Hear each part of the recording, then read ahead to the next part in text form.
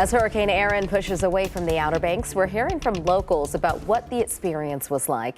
Derek Lytle has been near Hatteras Island all week and has more on how North Carolina rode out the storm.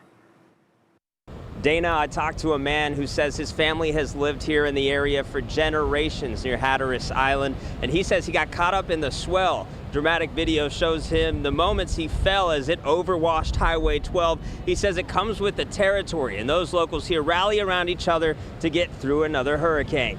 The power of the sea, taking Hatteras Island native Brian MacArthur with it. It was a pretty wild ride. Standing on the dune just north of Hatteras Village, he was thrown by the overwash down onto Highway 12. It pretty much just swept the sand right underneath my feet, and I landed on my side, slid down that hill, and ended up right in the trenches there. MacArthur estimates 4 feet of sand overtook the road where he was. Probably put 4 foot of sand, on the entire beach stretch out there.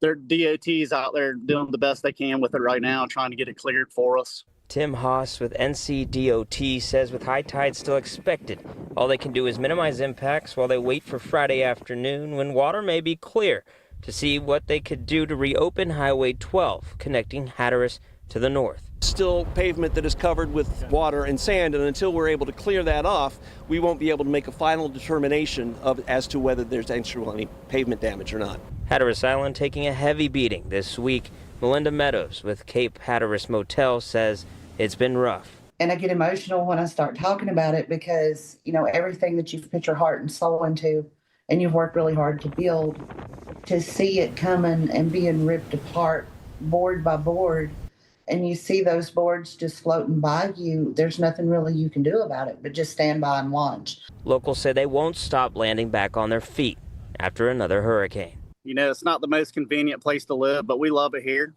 We take the lickings and just keep on moving, Now that NCDOT representative tells me they're waiting this out to wait and see until after tomorrow morning's high tide to get out there.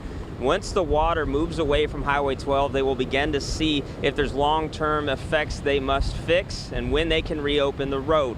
Here in Outer Banks, Derek Lytle, 13 News Now.